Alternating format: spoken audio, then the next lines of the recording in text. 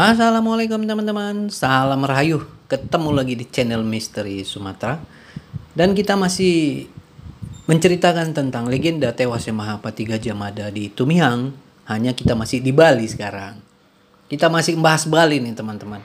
Di episode ini, mulai episode 66 kami akan menceritakan sebuah kisah yang terjadi sebelum Perang Bali 1343 itu terjadi. Kisah yang akhirnya menjadikan Bali daerah jajahan Majapahit. Namun ini sebuah tragedi. Niat baik dibalas dengan sebuah pengkhianatan. Kisah ini sudah banyak diceritakan di media manapun, di buku-buku, sudah menjadi rahasia umum. Hanya susah menjadikan dia saling terkait. Kami sudah mempelajari ini jauh-jauh hari dan kami akan membuka ini. Sebuah catatan penting bahwa sebenarnya Gajah Mada itu nggak sakti-sakti amat. Oke? Nggak sakti-sakti amat. Majapahit juga nggak sakti-sakti amat. Mereka hanya memainkan sebuah strategi yang ya Anda akan lihatlah di episode 6 mulai 66 ini. Nanti akan Anda mempelajari. Dari sini nanti di kemudian hari itulah kenapa kepala Gajah Mada itu bisa dipenggal di Tumihang. Karena strategi ini udah tidak bisa dilakukannya di sana. Dan kita mulai di episode 66 dengan judul Darah Sebelum Perang, Kebo Iwa dan Pengkhianatan yang Membuka Gerbang Bali. Kita mulai. Kisah ini mengangkat bahwa ekspansi Majapahit ke Bali diawali dengan pengkhianatan diplomatik, bukan kemenangan militer murni. Sejarah sering ditulis oleh pemenang, tapi siapa yang mengingat mereka yang dikorbankan demi kemenangan itu?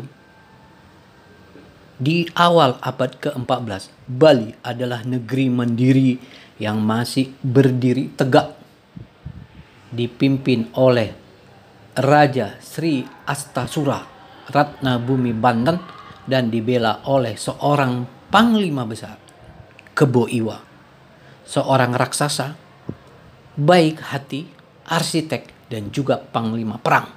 Tubuhnya besar, kekuatannya legendaris, dan hatinya jujur. Namun justru disitulah awal dari sebuah akhir.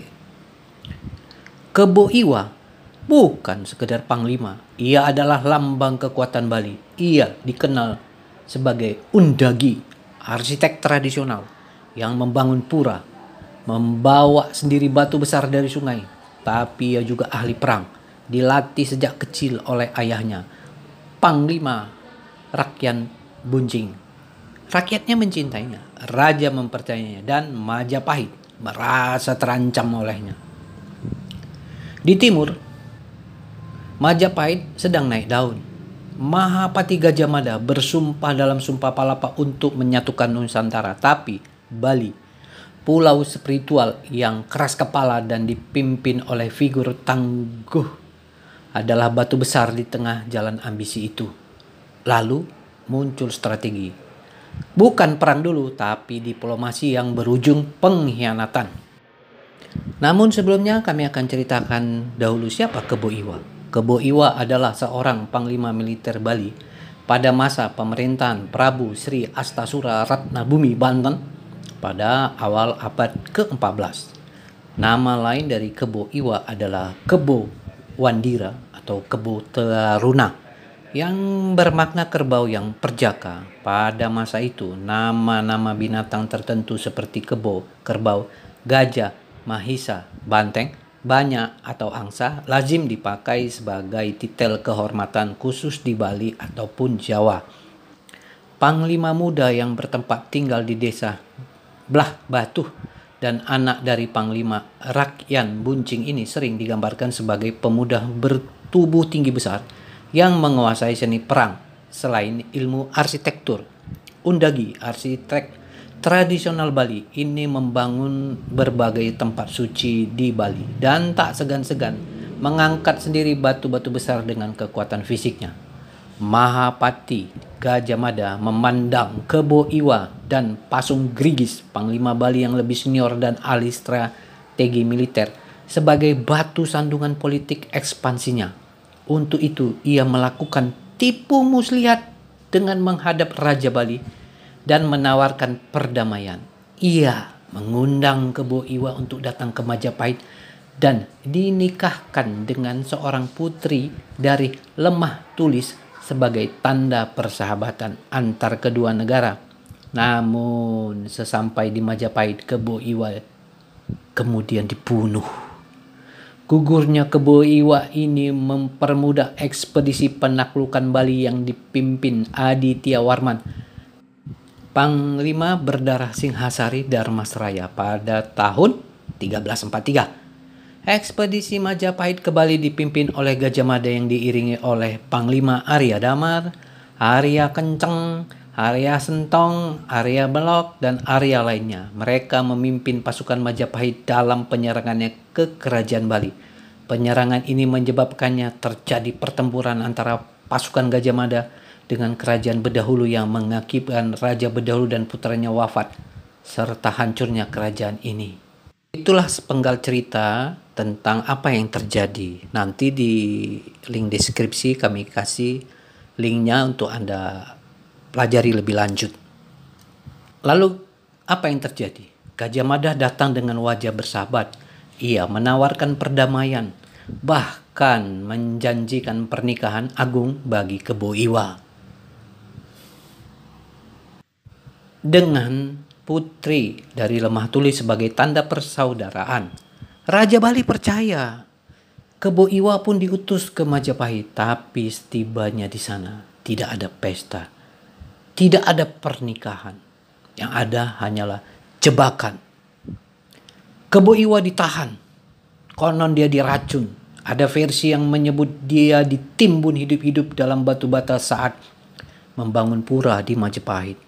Ia tewas jauh dari tanah kelahirannya tanpa perlawanan. Bali kehilangan pelindungnya dan Majapahit tahu inilah saatnya menyerang. Tahun 1343 Majapahit mengirim pasukan ke Bali. Gajah Mada memimpin, tapi tokoh militer utama dalam serangan ini adalah Arya Damar, Panglima dari Sumatera, bersama para Arya, Arya Kenceng, Arya Sentong, Arya Belok. Mereka bukan orang Jawa. Mereka adalah perwira diaspora dari luar pusat yang berperan besar dalam menaklukkan Bali. Tapi semua ini dimungkinkan karena satu hal. Bali sudah kehilangan benteng utamanya, Kebo Iwa. Kitab Nagara Kertagama yang kini diakui UNESCO sebagai warisan dunia tidak menyebut kisah kelam ini. Ia hanya memuji kejayaan Majapahit, menyinggung penaklukan Bali sebagai bagian dari kemuliaan Nusantara. Namun sumber lain berkata lain.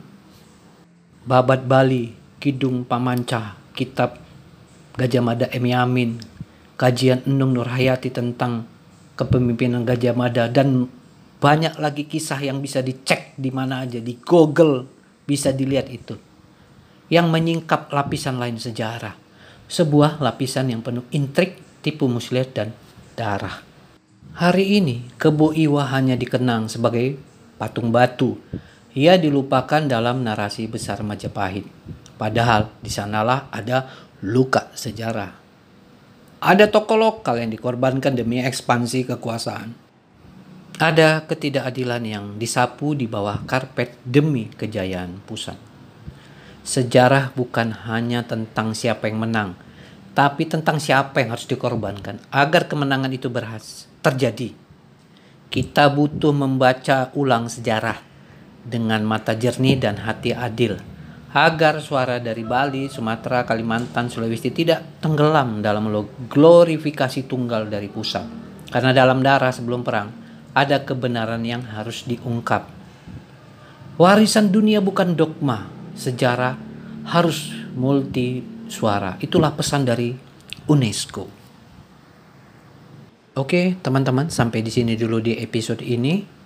Ikuti terus episode-episode selanjutnya karena Yang namanya kebenaran tetap kebenaran. Ada pepatah yang mengatakan, yang namanya bangkai dibungkus sebagus apapun pasti akan tercium juga. Sekarang zaman sudah canggih, teknologi begitu dahsyat. Apakah sanggup orang mau menutupi semua ini? Sampai ketemu di episode berikutnya. Jangan lupa like, komen, dan subscribe.